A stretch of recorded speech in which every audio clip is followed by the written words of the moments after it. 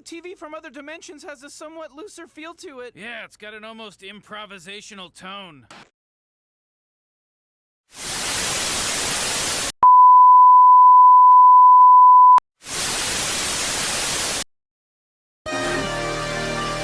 I love Flippy Lift.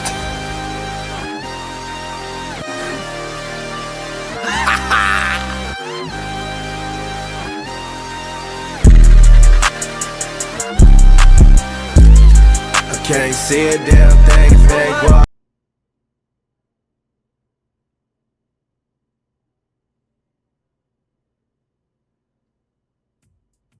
What a life, eh, freak?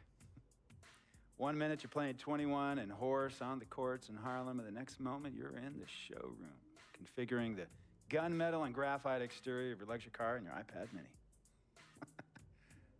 Oh, I bet you get a crazy crowd when you drive that car around the block in the old neighborhood, huh? Yeah, living the dream. Bad pandemonium. But folks from back around the way are real proud of me. Yeah, I hear you. Local kid makes good. You know, it kind of reminds me of when I took my tech stock public and I rang the New York Stock Exchange bell, and my mom's friends called her up and said, "Maggie, is that your son on Bloomberg News this morning ringing the bell?" And my mom says, "Yes, sirree, Bob, it was him." That was a great moment, freak.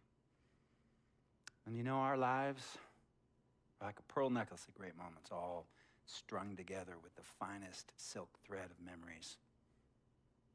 And we have to be very careful how we cultivate those pearls and we thread that necklace. Does this meeting by any chance have to do with Vic Van Leer? I grew up in the burbs, freak. I wasn't poor, upper middle class, comfortable. My daddy worked as an accountant for one of the largest insurance firms in the country. Smart with his money. Mom didn't have to work. I went to boarding school. And then my dad died of a heart attack when I was a freshman at MIT. I was a movie geek, wanted to be a civil engineer, but I made my fortune by becoming a hybrid of both those interests. My dad didn't want me to be an accountant. Oh, listen to this. My best friend was a guy named Isidore.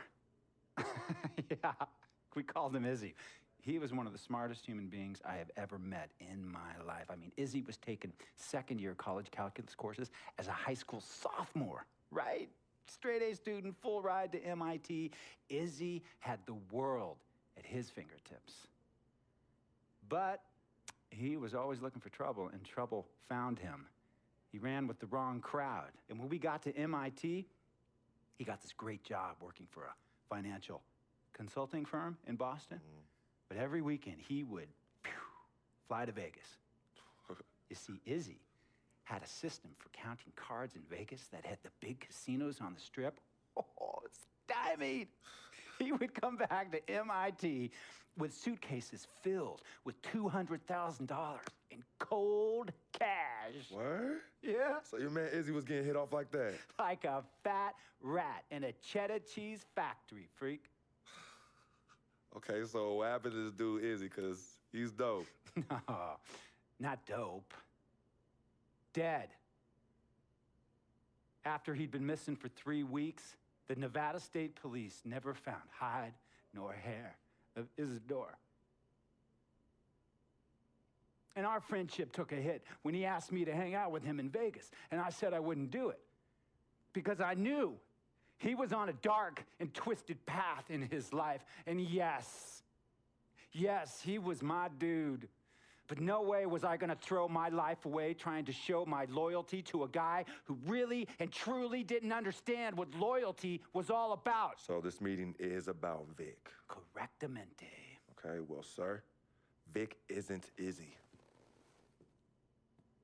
And why's that, freak? Well, for one thing, you and your dead friend Izzy didn't grow up poor. Me and Vic grew up in a neighborhood where we had to look over our shoulder every 2 seconds to make sure nobody was going to walk up on us and rob us. True. Izzy and I did not grow up in the hood. But we, like you, thankfully grew up in a 2-parent household. But even that wasn't enough for Izzy. He wasn't satisfied. He was always looking for a 5-alarm fire when he already had the warmth and comfort of a loving family. This is not about class warfare, freak. This is about the consequences of making bad choices and risking it all when you feel like you have nothing to lose. Vic is like a brother to me, sir. But you shouldn't be Brother Vic's keeper, freak. Would a brother go looking for trouble and put your career and your livelihood at risk by getting into fights at nightclubs and seedy after-hour joints and then scream to the media, "Yeah, it's all good, I'm an FOF, friendo freak. It's all misunderstanding. Y'all be haters, don't hate my game." I don't think a brother would do that to someone they really cared about, but a guy who looked at you like a meal ticket would. No. See, you don't understand Vic. Really? I don't understand. No.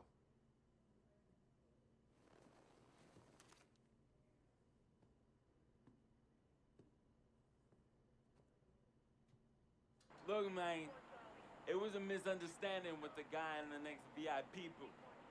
His honey started flirting with me, so naturally I started flirting back. Next thing I know, Captain Cornball's off my grill piece beefing. Next thing he know, he got a two-piece and a biscuit on his left eye.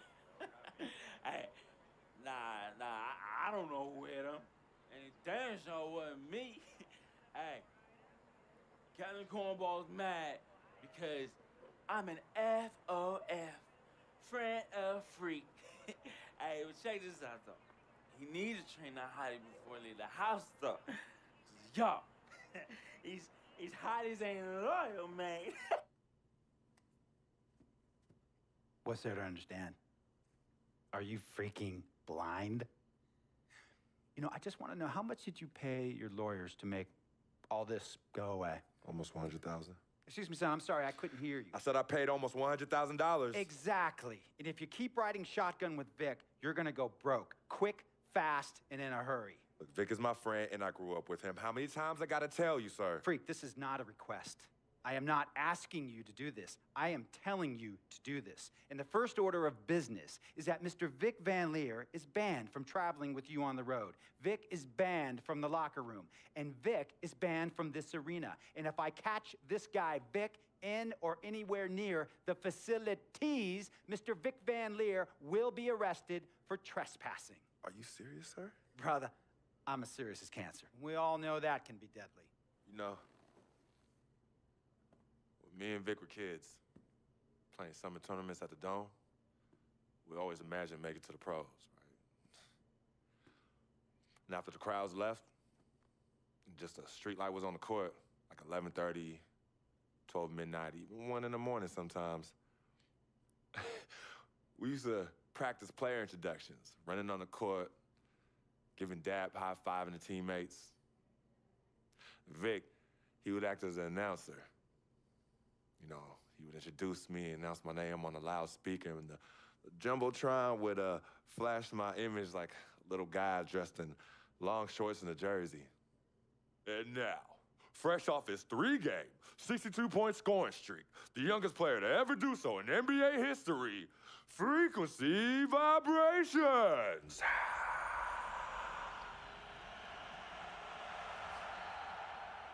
So me and Vic would sit in those empty bleachers at the Dome and dream like nobody's business.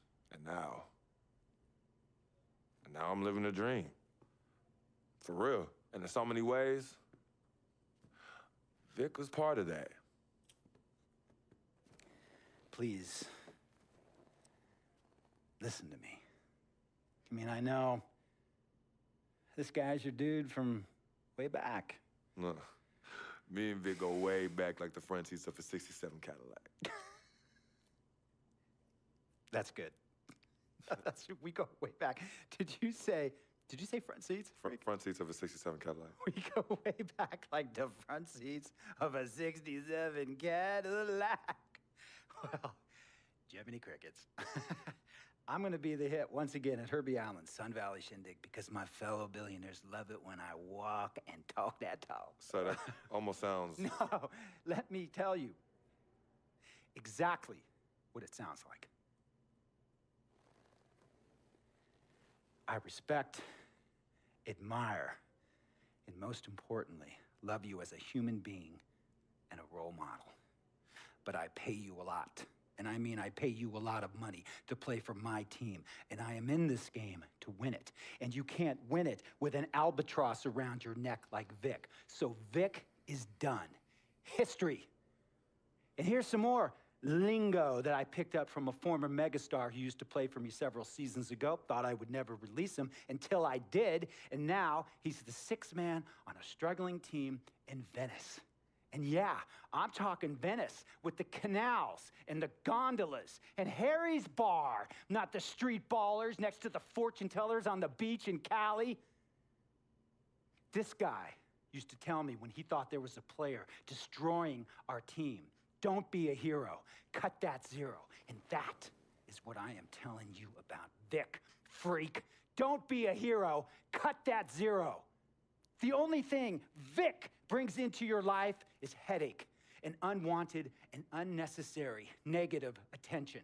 And it will begin to affect your mindset. And when it affects your mindset, it's gonna affect your play. And when it affects your play, it's gonna affect my team. And when it affects my team, it's gonna affect my money. And if it affects my money, Google Translate will become your new freaking friend. I want a championship ring, freak, and I want you to help me get that ring. And banners after banners hanging from the rafters in this arena.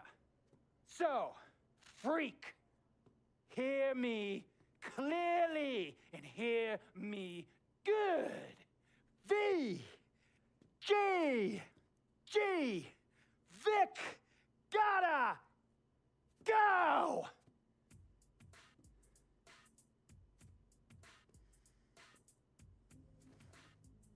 Handle your business. And remember, that contract you signed contains a morality clause, a very important clause that revolves around your conduct on and off the court, and how it can negatively impact my team. Now, I don't want you to have to learn Italian or Croatian as a second language. And hey, playing pro ball overseas, there's nothing wrong with that. But the arenas are nothing like this, nor will the money be the same. And on top of all of that, this is the US of A, the greatest freaking country in the world. Ask yourself, is Vic worth all that? Think about it. Think long, think wrong. Tell you about Vic. He has his bad rap. It's not, and I understand some of his judgments might shadow his actual character. He's not that at all. Man, Vic, let me tell you something. We actually, we have love for each other. We're brothers. Blood couldn't make us any closer at all. I mean, he has so much loyalty to me and to my